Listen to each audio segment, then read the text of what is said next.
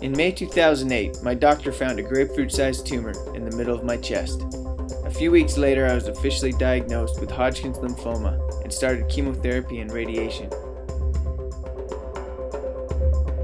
I was only 25 and by the numbers had a good chance of survival, but I soon realized that although cancer might not kill me, it could destroy me emotionally if I let any bitterness take hold of my heart. We were like, you know what, if we're going to do something about this, if we're going to keep people from feeling the way that I was feeling, let's do something for young adults with cancer. And that's when we came up with this idea.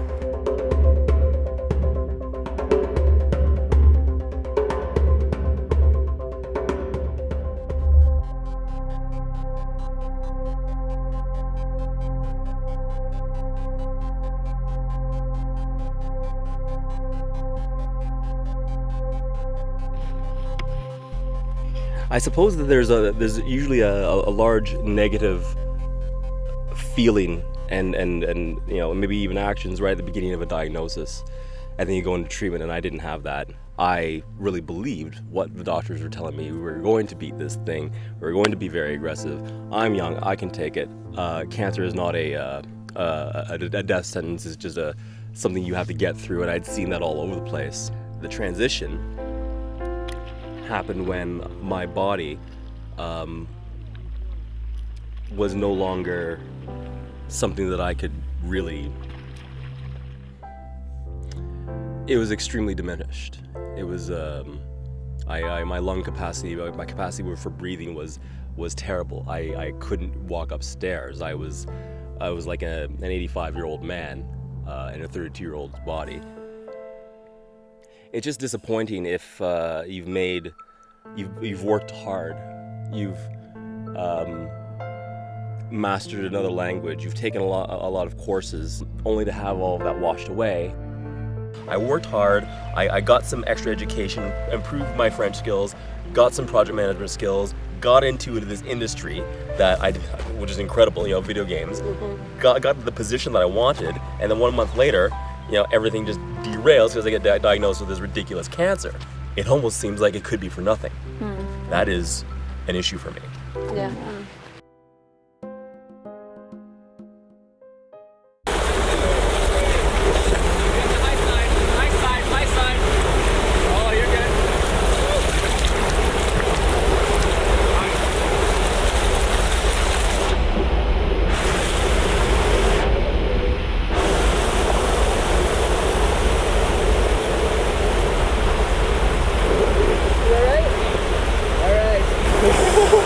Knocked my noggin a bit there. All right. Oh, crap.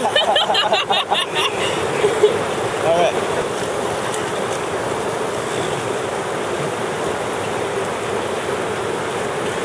You got us a sunscreen on those legs, huh? Yeah. So, I'm just going to push you out. You go right through the middle there. Right. Go for it.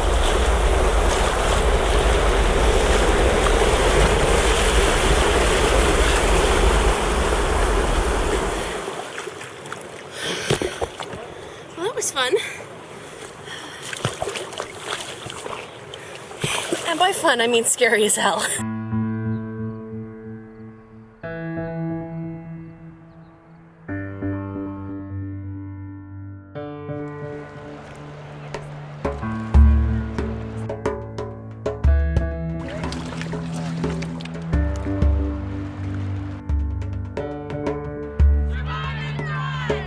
So I remember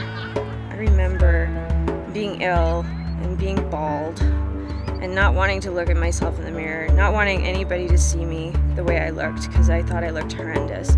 But there wasn't a whole lot I could do with my friends anymore because a lot of them, we were into, rock climbing and hiking and things like that, and that wasn't really something we could do anymore. So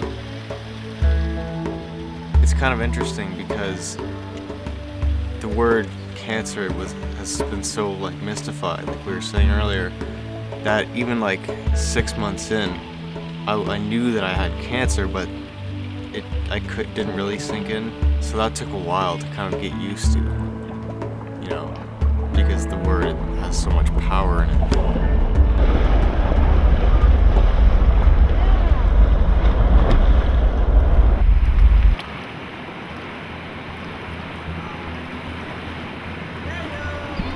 I kind of put myself into a really deep, dark hole where no one could access me. I didn't want to talk to anybody. I didn't want to do anything.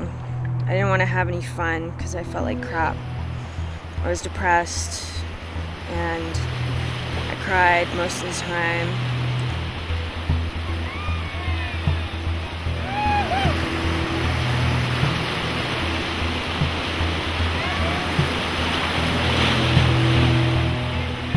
I could say that I didn't feel isolated, but after the surgery, I was at home.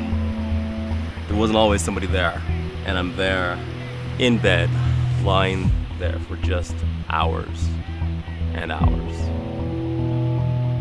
I'm nervous about getting in the middle of those two to start. I just want to get down one without wiping out. That's all I'm saying. Been down them without wiping out? Not lately.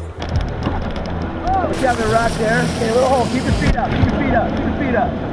There you go. Alright guys, see you down there. All right, good luck, babe. You too. Thanks. Here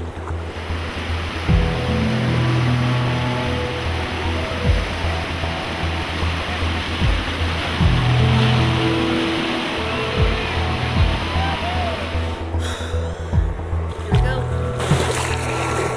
Being told you have cancer, I suddenly got really, really, really, really bad at thinking positively.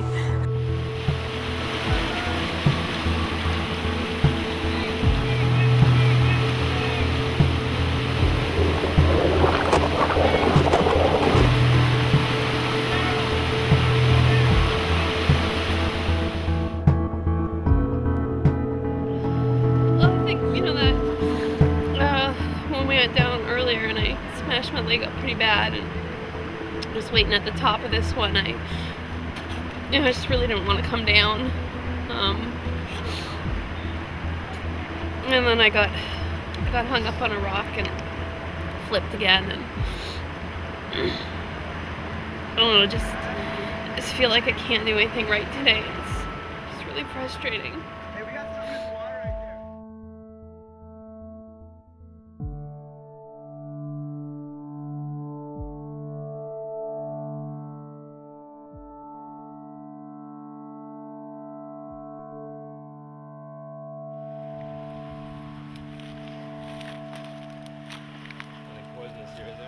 That's interesting. You don't actually have to be alone to feel isolated, and I guess that's what we've heard so far. I was never alone, but I was definitely isolated at times. For the first month or so, I didn't even want to talk to extended family, just because I was tired of explaining everything and answering the same questions over and over again, and even kind of you feel like you have to make them feel better and reassure them that you're going to be okay, which gets old pretty fast. It's kind of like all your peers move past you, especially at that transition time in my life. I just kind of missed out in a couple of years that way. Isolation for me came into the effect of the type of cancer I had, because you don't talk about that. It's like a taboo subject. You don't talk about your bowels and stuff like that. When I got sick, I hadn't gone on my first date. It's just one of those milestones, and I guess that was a time when I kind of missed that. I'm much too urban for this sort of thing. Yeah, covered in what I'm pretty sure is 60-year-old manure. There was nobody around I could talk to with the same experience. There was nobody. There's nobody that had an endodermal sinus tumor of their ovary. Nobody understood anything I was going through. My boyfriend, my mom, anybody. Everything about it was isolating. Sitting in that chemo room and everybody around me is like 60-something. I'm the only young person in there. It was a very isolating experience.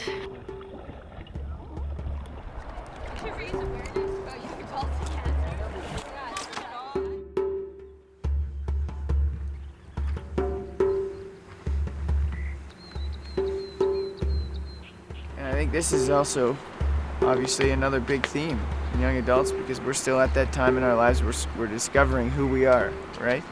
We're trying to move out on our own, we're trying to separate from our parents and create our own identities, and we feel like we're a bit behind in a way. I think it's really important to use cancer to sort of help shape who we are, but not let it define us, not let it become our identity. Look at him. Look at that skull. You guys ready for this? I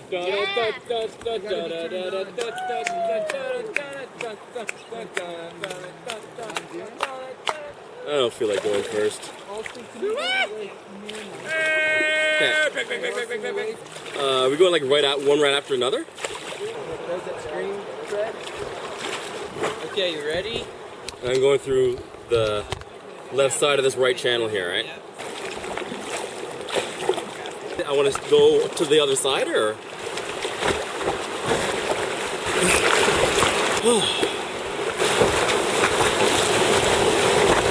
Yeah, here we go. Oh, where am I going? Left, okay.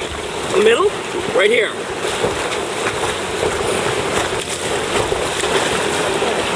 That was all right. That was all right. I kind of felt like a bit of an expert there.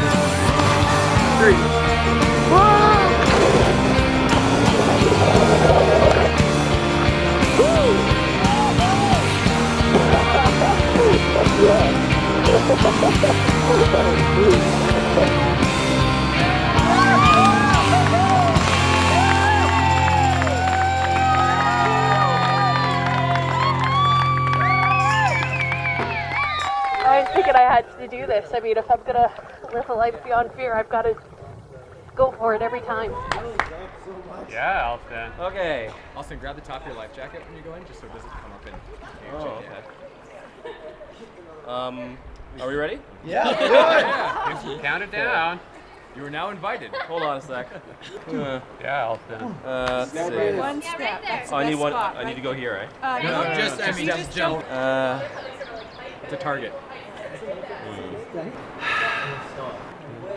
You come around. I think we usually run around this way. Oh, this is hard. Yeah. You got it. Let's go. Yeah, Alston. Way to even make think. it sound like Oh, just like that. Just like that. It's easy. Yep. Jump off of it.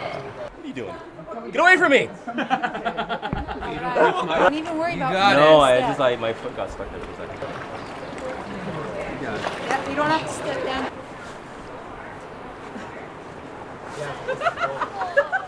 Three, two, One. Oh my god. It's that extra 2 feet.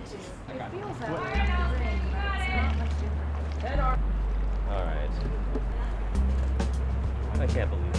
I needed to do this and then.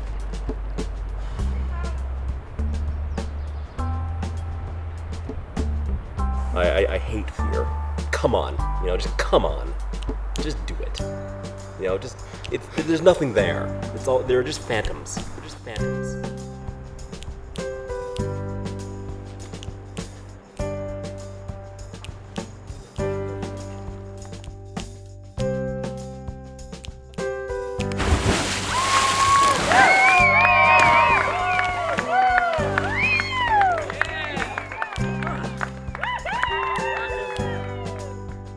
When you're a kid, your parents tell you who you are and what you are interested in and all that kind of stuff. When you're older, you have a lot of that stuff figured out, but right in our time of life is when we're deciding who we are, what's important to us, and where we want our lives to go.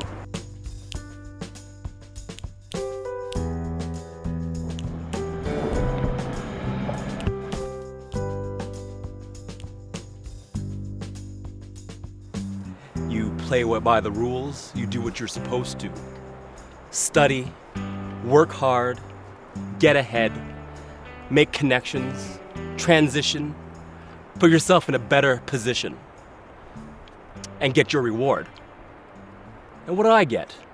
Well, on May 3rd, 2007, I got cancer of the esophagus, adenocarcinoma. And I hadn't experienced anything like that before, so I felt excitement, new experiences, treatment while working. A lot of harsh treatments that stung, but it's okay because I'm young. It's all right. On August 27th of that year, 85% of my esophagus and 25% of my stomach were removed. That was a hell of a change. Weakness, irritability, hate, self-loathing worn like old clothing, mental and emotional strain, more pain, discovery through recovery. Return? February 2008. 2 small metastases, 2 more tumors in nodes. And I parenthesize, these are nothing but vectors for cancer. End parenthesis. Keep going. Fight through this thing. You will get through this. All we have to do is have more treatment. But of course, I got another tumor that year. I went back to work. Nothing worked. 2 months of failure. 3 months torture. 4 months waiting. 5 months return. And what did I learn? Acceptance. I can do more. I can face more. I can be more. Because I am alive.